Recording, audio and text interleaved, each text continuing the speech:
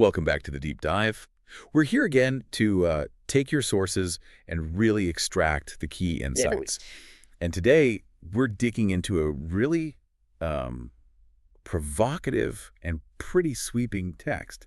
It's Eustace Mullins' 1987 book, The Curse of Canaan, a Demonology of History. Yeah, this is definitely a unique one for us. Mullins' book, it's not your standard history. It's more like an all-encompassing, highly conspiratorial take on, well, everything. Right. So our goal today is just to break down the author's main arguments, the connections he makes, this whole worldview he presents.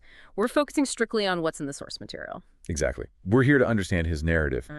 He claims that for 3,000 years, these enemies of humanity have operated with impunity in carrying out their satanic program, and that he's uncovered a 3,000-year blackout of history. He talks about this one-world conspiracy of conspiracies. It's a huge claim. It really is. So let's unpack this. It's dense, sometimes pretty shocking stuff, but let's see how Mullins lays it all out. All right, so let's start right at the beginning.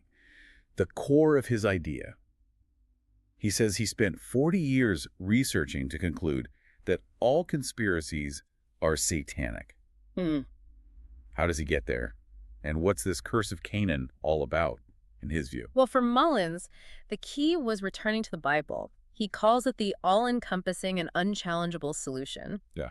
He basically argues that politicians, almost by definition, must become followers of Satan in the rebellion against God, deceiving people with promises like free at last. Right. And then he connects that idea, secular humanism, directly back to this biblical curse of Canaan. He sees it as the logical result of the demonology of history. So an ancient curse explaining modern politics and philosophy, essentially. His framework, yes. So who are the main players in this long drama he's describing? He seems to set up a very clear divide, almost a racial one. He does, yeah, it's very stark.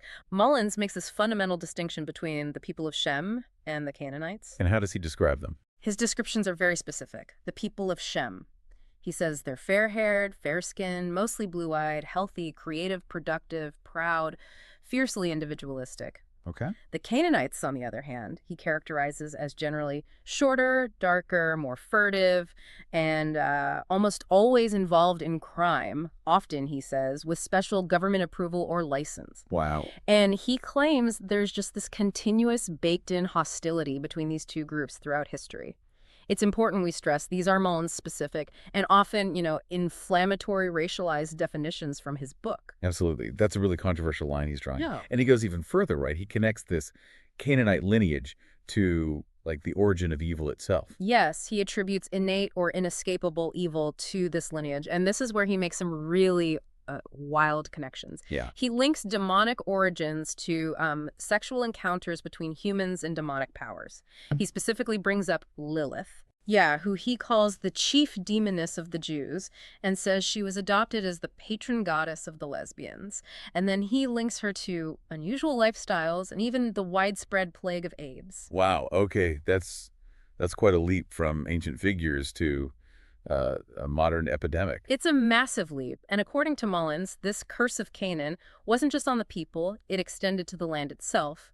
The Canaanites, he says, became the greatest curse upon humanity. Responsible for what, according to him? He claims they started demon worship, occult rites, child sacrifice, and cannibalism. Okay. And he doesn't see this lineage ending. He says they later became known as Phoenicians, then Venetians, and eventually evolved into what he calls the Black Nobility. The Black Nobility. Yeah, Mullins uses that term for these powerful secret families he believes are pulling the strings globally. He says they infiltrated nations using trickery, revolution, and financial legerdemain. And he uses the Bible to back this up. He does. He claims God actually commanded the Israelites to drive out the racially dark Canaanites, and he cites Numbers 33 for that. So he's interpreting scripture to support this whole conspiracy narrative. Okay, so we have these ancient bloodlines, curses, this ongoing conflict. Now, how do secret societies fit in? He talks a lot about Freemasonry, the Illuminati.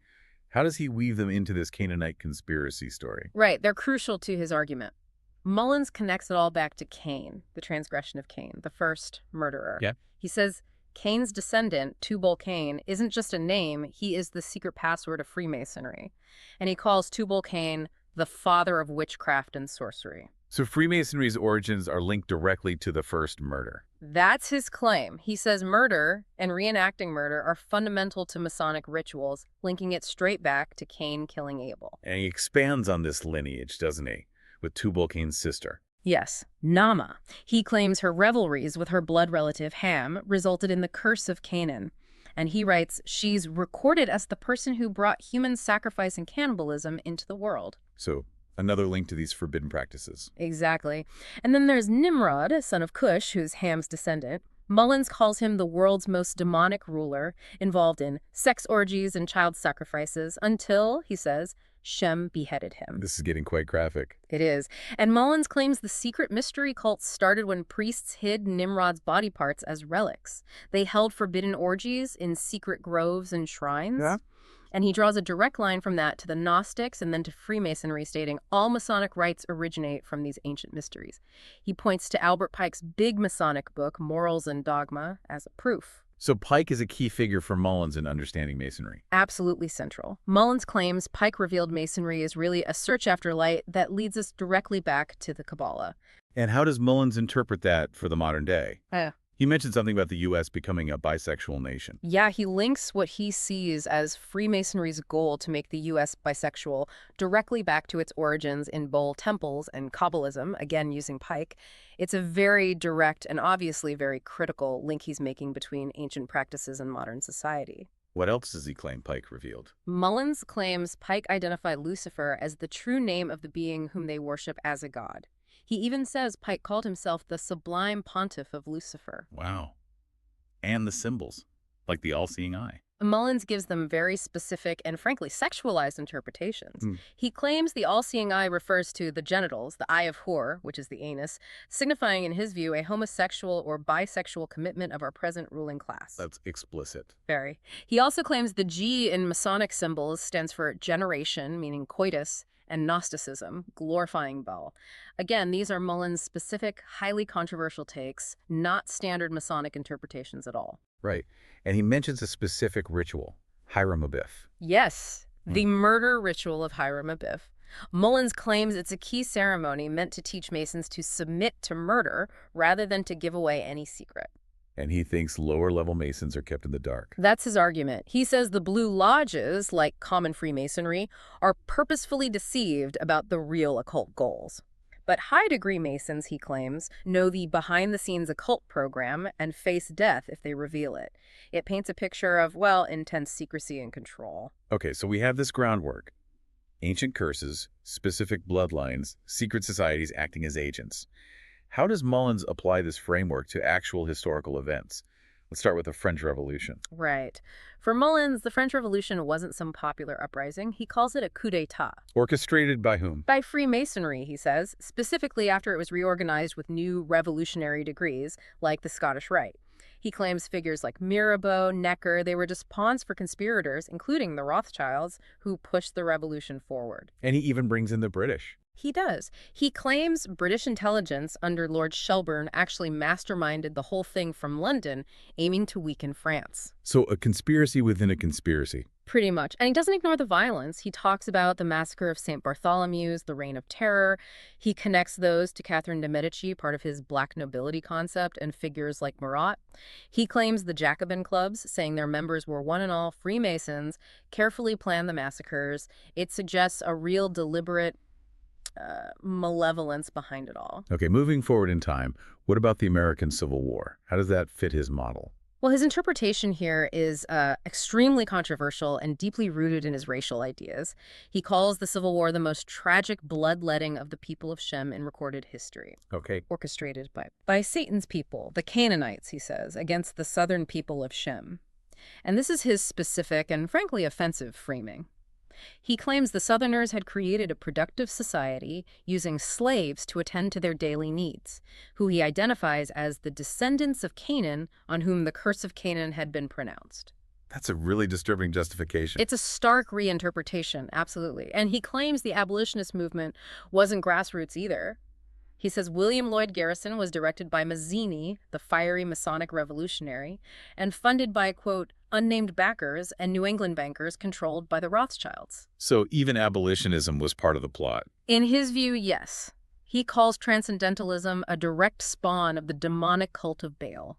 And he argues the Civil War amendments, the 13th, 14th, 15th, were unconstitutional because they were passed under martial law. Wow. He even brings in Russia. Yeah, he claims Tsar Nicholas sent his fleets to help preserve the Union, and that's why Rothschild agents later murdered him. It's just connection after connection. Okay, so what about the 20th century, the World Wars? Mullins again points to Albert Pike. He claims Pike promised 3 world wars to consolidate the world power of the Canaanites. 3 world wars. That's what Mullins attributes to Pike. World War I, he argues, established communism. World War II raised it to world power. And the Third War, he says it's planned to destroy both communism and Christianity. It's a truly apocalyptic vision. So how did World War I start, according to Mullins? He says it was financed via the Federal Reserve Act.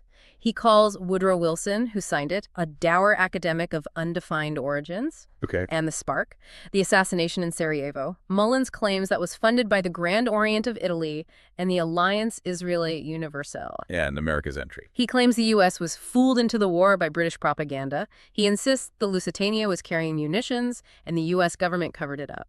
And the peace afterwards. Versailles. He dismisses it. Says the real decisions happened in nightly Masonic conferences. He claims Bernard Baruch deliberately imposed crushing reparations on Germany to guarantee future revolution. Setting the stage for World War II. Exactly. Which he claims was triggered by Pearl Harbor, but that it was an artfully planned slaughter, orchestrated by Roosevelt, Baruch, and General Marshall, who he says knew the Japanese codes were broken. So no accidents. Everything is planned manipulation. That's the core of his argument. What about communism? How does that fit in? He links Marx directly to the Jesuits and Freemasonry. He says Lenin was in a secret lodge funded by figures like Sir Alfred Milner and Lord Palmerston. So the Bolshevik Revolution wasn't a Russian event? Not primarily, in Mullins' view. He sees it as another Canaanite plot, backed by financiers like Jacob Schiff. He even claims the Allied troops sent to Russia weren't there to fight the Bolsheviks, but actually to sabotage the White Russian counter-revolution. Wow. And he cites Solzhenitsyn's figures, claiming 66 million people murdered by the Soviets, calling it the Canaanite bloodlust against the people of Shem.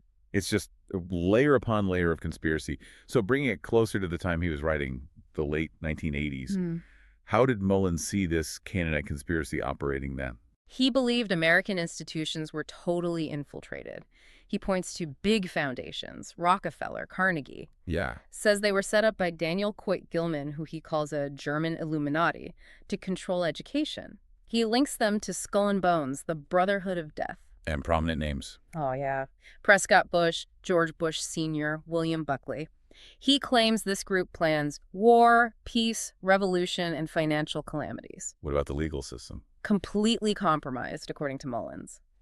He claims in places like Virginia, it's dominated by Masons.